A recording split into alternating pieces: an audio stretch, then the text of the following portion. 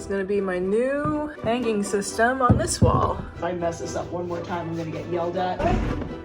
Who doesn't want to be liked? Who doesn't want to be the magnetic person in the room, right? Be the change you want to see in this world.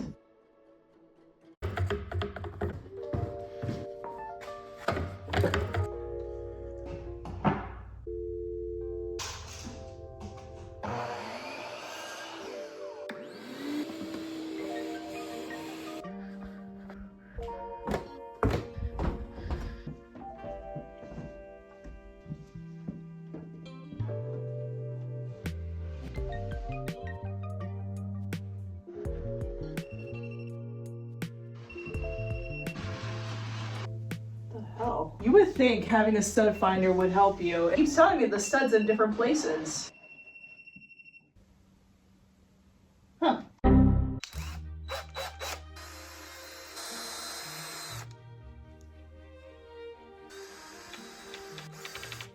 don't like how that head skipped. Change the head. Ah. This is where it gets a little tricky.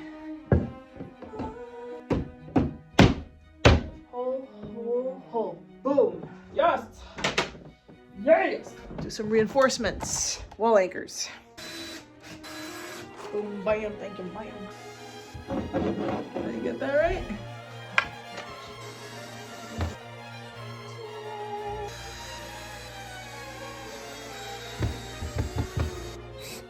This is gonna be my new hanging system on this wall. Nice.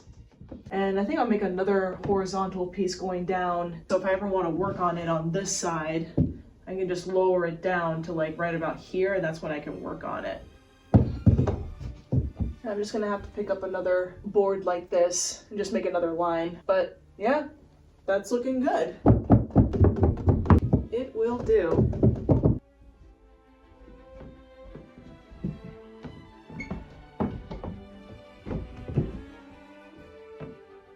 So there's a plan that's in motion right now.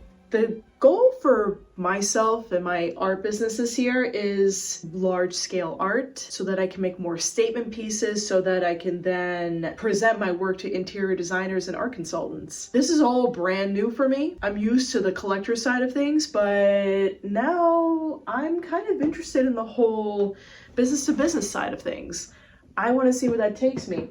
And I have these two canvases I've kind of just like kept in the background. I've used them in previous videos if you remember them, but I want to take them really seriously, and I really want to start utilizing this towards making art for that demographic of people. So I think it's time to say goodbye to these two pieces. We got to start new.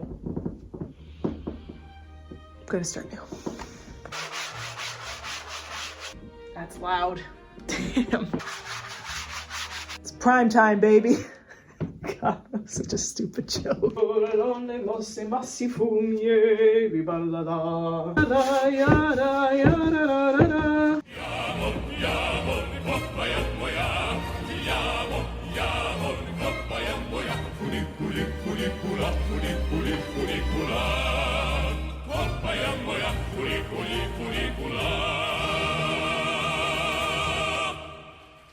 Back to square one. You can kind of still see her peeking through, but we're gonna be adding so much paint on top of her, it ain't gonna matter. I'm glad we made the choice here to paint really big. The royal we is happy.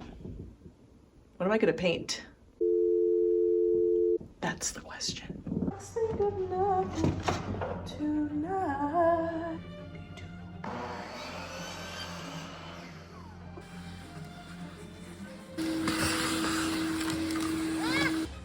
Now spit it out.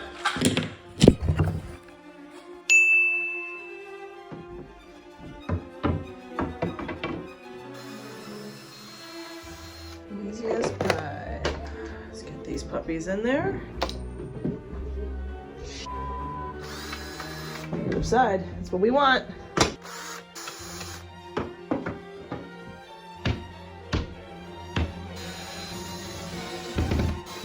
You're not going anywhere.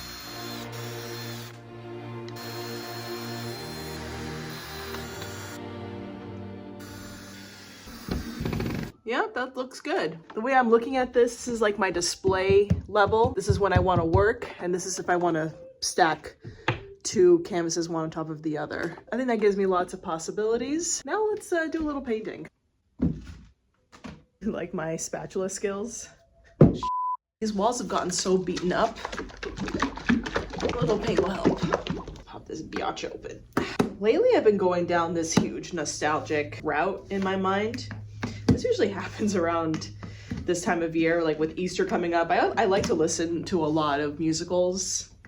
The most pertinent one for me is Jesus Christ Superstar. And recently I started thinking about back in my day when I was doing musicals, and I was in a musical production of Godspell in high school. It just brought back a lot of memories, good and not so good.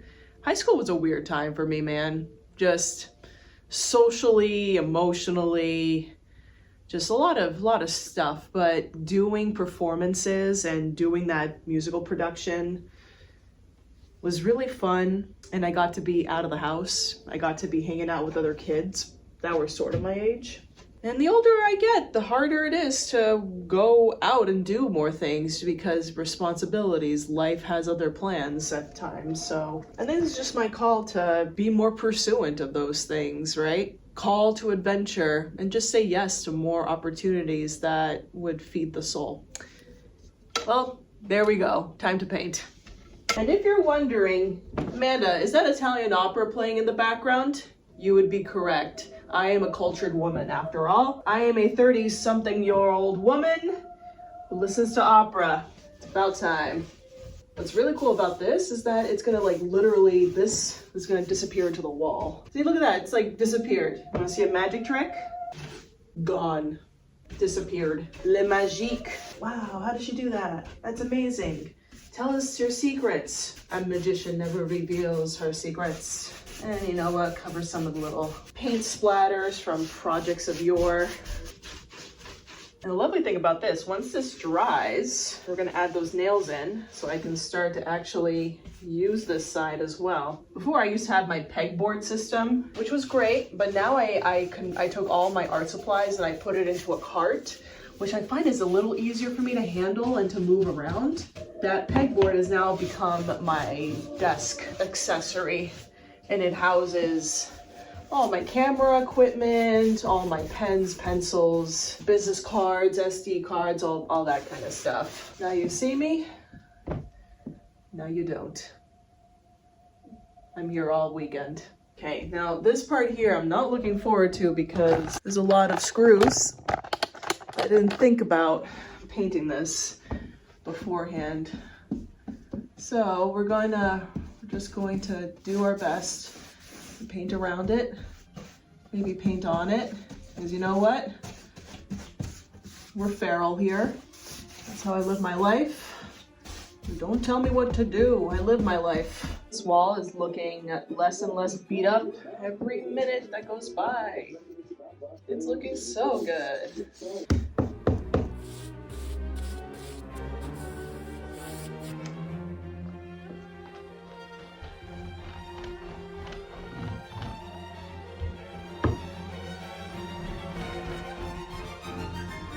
Beautiful, beautiful.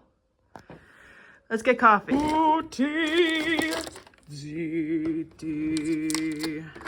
Figaro, Figaro, Figaro, Figaro, Figaro. La, Figaro, la, felicità, felicità. Bravo, Figaro, bravi, bravissimo.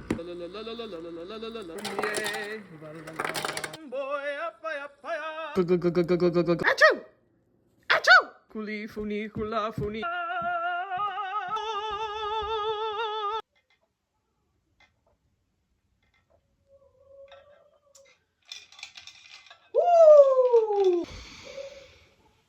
This is my life.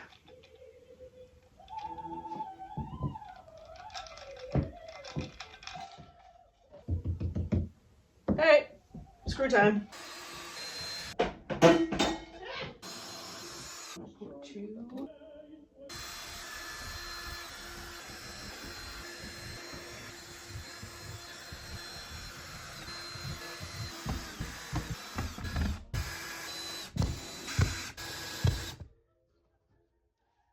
Let's test this out.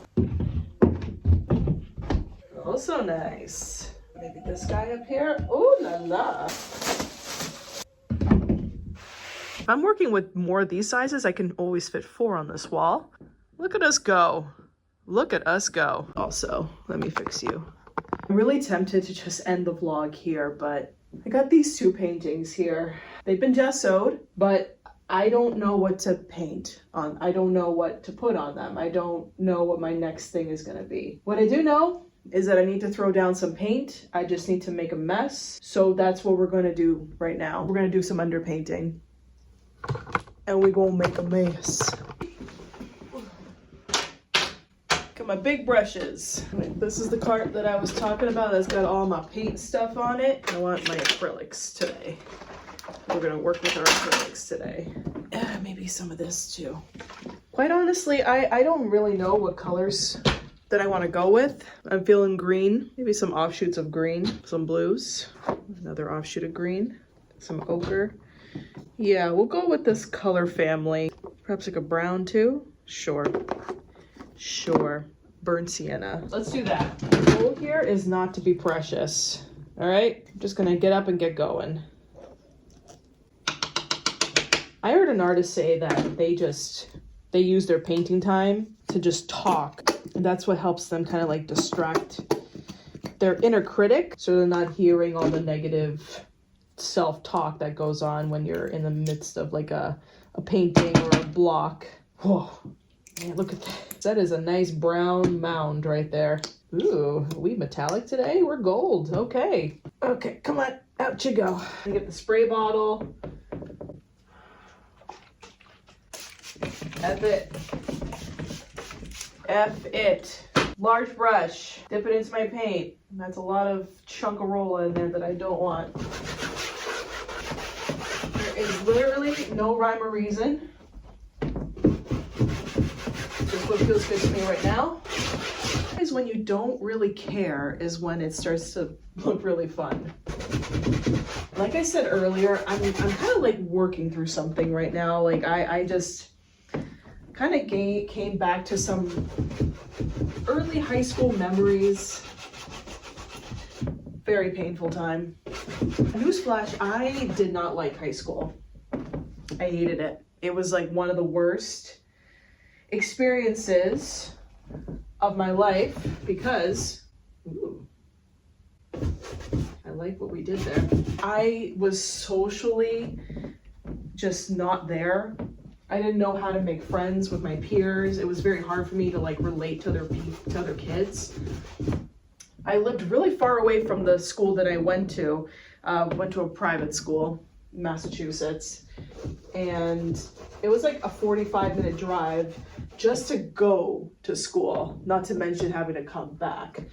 That meant I didn't really have that many like after school activities with my friends, so I didn't really have any friends. It was a very like, there's just a lot of stress happening in my life, feeling like I just, no matter what I did, no matter how hard I worked, I just couldn't get things right. And that takes a toll on a body. But one thing that I found myself getting into was musical theater. The musical theater that I did was actually at a brother school to my sister private school. And I went to an all-girls school, so the possibility of going into a musical where there'd be boys there was very nice. I like that idea. I could meet new people. I could maybe get along with guys a little better than I would with girls. So I tried out for the musical. I got into the ensemble cast, which is great. We love an ensemble. And from there, that's kind of when, you know, I tried to make my way. I tried to make friends, and it was hard. It was hard. The dance choreographer for the musical, I mean, this was like kind of big time, right? Like the choreographer for this musical was very good, but he was also very strict. And he was like, would call you out on your shit when you didn't get the dance moves right. And I recall getting berated at multiple times for not getting the choreography right, or I did a misstep, and you know, he would like call you out in front of the whole entire ensemble. Amanda, you messed up on that step. Everybody start from square one again. Take it from the top. Amanda, you did that step wrong again. Everybody reset and take it from the top. You know how many hateful stares you would get after messing up for the third time and feeling like I'm gonna shit my pants because if I mess this up one more time, I'm gonna get yelled at and further ostracized. However, that gave me a lot of gumption to keep pushing forward, because even though I couldn't get the steps right, I'd work at it, and then I would, and then I get recognized for it by the same dance instructor. So that felt good to me. That felt good to me to get that validation from someone who's such a very, like, he takes his craft very seriously. And man, I remember going to a boys' school for musical after school. It was something I looked forward to. Oh, I loved that freedom. It's not just a bunch of girls all over the place. Because, like, hey, I was going through a lot of stuff, and plopping someone who is very insecure about themselves into a girls' school, it's tough. And I remember, like, a big thing about that is like, well, you know, if they don't have boys around, they can concentrate on their studies more.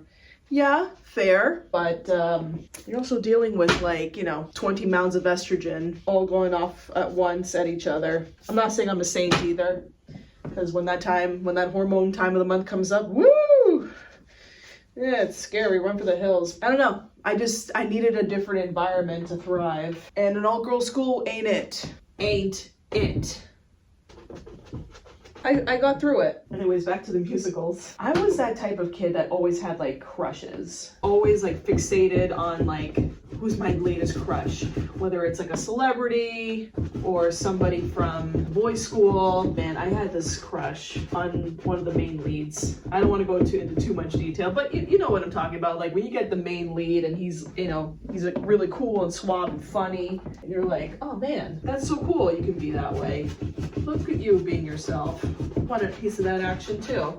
And so did a lot of the girls too, of course. It just brought me back to that weird time in high school where, like, little things, little exchanges, like when you talk to somebody and you're like, oh, you talked to me. Oh my goodness, that's so exciting. He passed me the paper, he passed me the sheet music, and our fingertips touched. Oh, kismet. I might as well plan our children's baptism. You know what I mean? It's just funny. Oh, it's funny. That was my mindset for a while. You know, just reaching out, hoping, praying for something to happen to me. You know, I went to college, I found myself, I figured out, you know, what it is that I am, who I am, what it is that I like and I don't like, figuring it out, and come to discover I really am a unique person. I'm funny, I'm interesting. It took a while for me to come to that point, and thanks to a very like-minded community where I went to for college, thanks to just, you know, people having belief in who I am as a person, it changed things, and I finally had that confidence to be like, I am great. I am cool. And that's awesome. I read an article this morning that talked about how to make yourself the most likable person in the room. I know my 14-year-old self would have clicked so fast on that article. And then 37-year-old me clicked on that article because I was curious. I was curious because, like, who doesn't want to be liked? Who doesn't want to be the magnetic person in the room, right? Like, right? I click on the article and it's talking about you're going to be going into a room full of people you don't know. The idea is everybody that meets a bunch of new people, everybody wants to make friends, but they just don't know how because they're afraid to make the first move. And that kind of set off a lot of ding ding dings in my head. Here I am back in high school thinking about if only someone would recognize me for how cool I am. God. Sound like such a loser. If somebody out there could have just seen the real me, I could have been somebody. And then I read this article and I was like, why do you gotta wait? Why do you need that permission? Right? You don't need to ask permission, just be. You wanna be someone who's magnetic? Be it. Be the first person in a new situation to go up to a person and say, hi, my name is Amanda, what's your name? And also, one thing that this article mentioned that I thought was cool too was being able to be relatable, being vulnerable, saying to the person that's there, man, these things can kind of be awkward, huh? Meeting new people, it's kind of awkward, isn't it? And all of a sudden, the floodgates kind of open up. They see you as a human being. They feel like they can talk to you.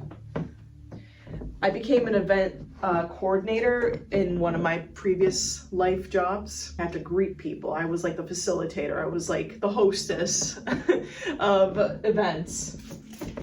The minute I took on that role, even though I didn't know many people, even though I was kind of like nervous and scared that I would mess it up, and I just found that people gravitate to me. I'd be talking to people about, you know, whatever project objective we're doing. And naturally, I just became the person. This person, she's great. She'll talk you through a bunch of stuff. She'll help you figure it out. Go to her. There I was, I became the person because I took on the role. Almost like a fake it till you make it type of deal. I was listening to a David Cho episode. I just recently discovered his YouTube channel and oh my gosh, his level of candor and just vulnerability, my goodness. It just gave me a lot of hope too, that being authentic, being vulnerable, talking about what's bothering us, talking about like where we're at right now and working through it with a painting. There's nothing better, truly nothing better. It's kind of cool. So I guess the stuff that I'm kind of working through right now, like all these recent memories of that time when I did those musicals, how I felt about myself as a person then and what I felt about others. It's changed now with the lens of being an adult, with the lens of finding my feet, figuring out who I was and going about it that way. My advice to that person that I used to be would be, stop waiting. What are you waiting for? Huh? What are you waiting for? You want change to happen in this world? You be the change. Be the change. Make it happen. Because honey, no one's gonna do it for you. Are we too dry? Be the change you want to see in this world. I hope you work through all the big hurdles in your life. I hope you know that you are loved and incredibly worth everything in this world and know that you're enough. That's all I got to say about that.